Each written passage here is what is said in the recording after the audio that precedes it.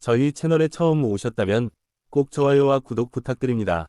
그래야 새 영상이 올라올 때 바로 보실 수 있습니다.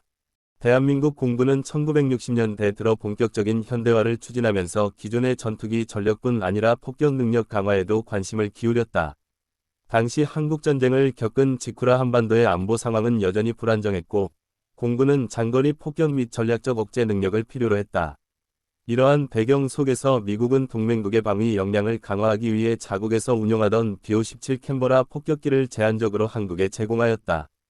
B-57은 원래 영국에서 개발된 캔버라 폭격기를 미국이 자체적으로 개량 생산한 기종으로 제트 엔진을 탑재한 중형 폭격기로 평가되었다. 한국 공군은 이 기체를 도입함으로써 단순히 전술기만 보유하던 시절에서 벗어나 보다 다양한 작전 능력을 갖추게 되었다. 다만 당시의 정세와 운용 환경, 그리고 높은 유지 비용으로 인해 B-57은 대규모 전력화보다는 제한적으로만 활용되었다. 그럼에도 불구하고 이 폭격기의 도입은 한국 공군이 처음으로 본격적인 제트 폭격기를 경험하는 계기가 되었으며, 이는 이후 공군이 전략적 폭격기 개념을 이해하고 장거리 타격 능력의 필요성을 인식하는 데 중요한 역할을 하였다. B-57 캔버라는 짧은 운용 기간에도 불구하고 한국 공군 역사에서 상징적인 의미를 지닌 기체로 평가된다. B-57 캔버라는 대한민국 공군에서 전략 폭격기라는 새로운 개념을 경험하게 해준 기체였지만 실제 임무 수행에서는 제한적인 범위에 머물렀다. 기본적으로 이 폭격기는 장거리 전략 폭격과 정찰 임무를 수행할 수 있는 능력을 갖추고 있었으나 한반도의 지리적 특성과 작전 환경을 고려할 때 대규모 장거리 폭격보다는 전술적 지원 임무에 집중하는 경우가 많았다. 당시 한국 공군은 이미 전투기 위주의 전력을 운영하고 있었고, 주요 작전 목표 또한 한반도 내 혹은 인근 지역에서의 신속 대응이었다. 이러한 이유로 B-57은 주로 정찰 비행, 훈련 임무, 제한적인 폭격 연습을 통해 전술적 지원 능력을 발휘하였다. 특히 지상군과의 협동 작전에서 근접 지원의 개념을 시험하는 데 중요한 역할을 했으며, 전시 상황을 대비한 폭격 작전 훈련도 수행되었다. 그러나 운영 비용과 기술적 유지 보수의 어려움 때문에 그 활용은 장기간 지속되지 못했고, 결국 대체 기종의 도입과 함께 점차 비중이 줄어들었다. 그럼에도 불구하고 B-57은 단순히 폭격 능력뿐만 아니라 정찰과 지원 임무까지 수행하면서 대한민국 공군이 전략적 전술적 작전을 동시에 고려할 수 있게 만든 의미 있는 경험을 제공하였다. B-57 캔버라는 1960년대 기준으로 상당히 우수한 성능을 갖춘 제트 폭격기였다. 최대 속도는 약마 0.9에 달했으며, 이는 아음속 기종이었음에도 불구하고 상당히 빠른 속력으로 작전을 수행할 수 있게 해주었다. 또 다른 강점은 폭장량으로 약 2700kg 이상의 폭탄을 탑재할 수 있어 중형 폭격기임에도 불구하고 다양한 무장을 운용할 수 있었다. 기체 내부 무장창과 날개 하부 장착대를 통해 폭탄, 로켓, 심지어 핵무기까지 장착할 수 있는 능력을 갖추고 있었으며, 이는 당시 한국 공군으로서는 매우 혁신적인 경험이었다. 또한 고도 비행 능력 역시 뛰어나 적 방공망을 회피하면서 작전을 수행할 수 있는 장점을 제공하였다. 안정적인 비행 성능과 항속거리 덕분에 장거리 정찰 및 전략적 폭격 훈련에도 활용될 수 있었다.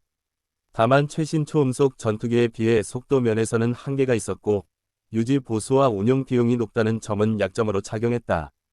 그럼에도 불구하고 B-57 캔버라는 대한민국 공군이 본격적으로 대형 제트 폭격기를 경험하고, 다양한 작전 환경에서 성능을 시험할 수 있었던 중요한 전력으로 평가된다. B-57 캔버라는 성능 면에서는 당시로서 충분히 매력적인 폭격기였지만, 실제 대한민국 공군에서 장기간 전력화하기에는 여러 가지 한계가 존재했다.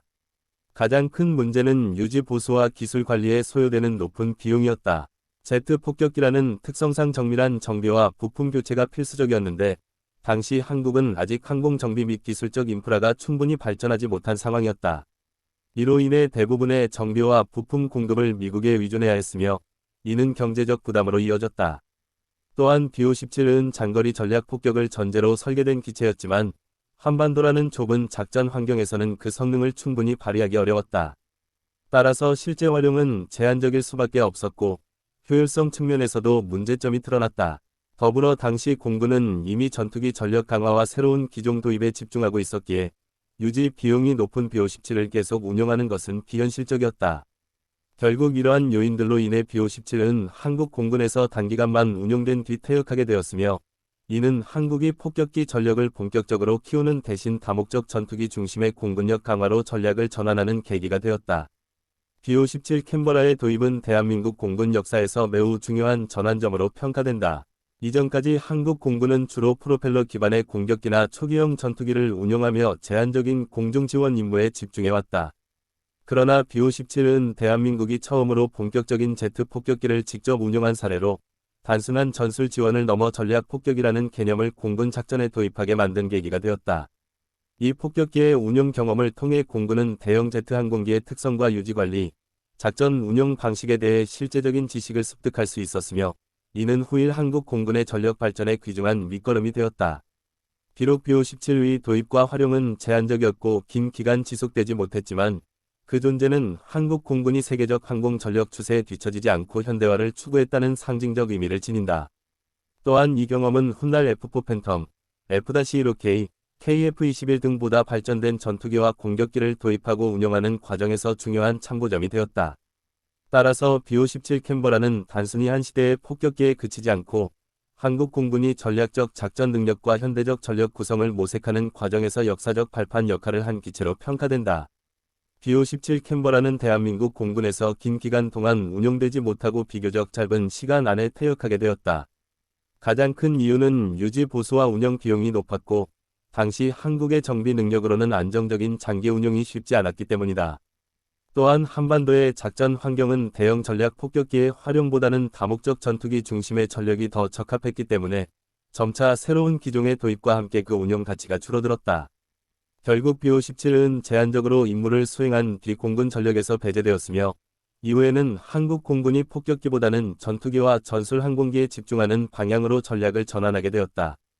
그러나 퇴역 이후에도 BO-17은 단순히 사라진 것이 아니라 역사적 의미를 지닌 기체로 보존되었다. 일부 기체는 박물관이나 군 관련 기념관에 전시되어 일반인들에게 공개되었으며 대한민국 공군이 제트 폭격기를 운용했던 역사적 순간을 증언하는 상징물로 남아있다. 이러한 보존 활동은 공군 역사와 발전 과정을 후대에 전달하는 중요한 역할을 하고 있으며 동시에 당시 조종사들과 정비 인력이 겪었던 도전과 성취를 기리는 의미도 갖는다. BO-17은 비록 짧은 기간 운용되었지만 한국 공군의 성장사에서 잊을 수 없는 흔적을 남긴 기체이다.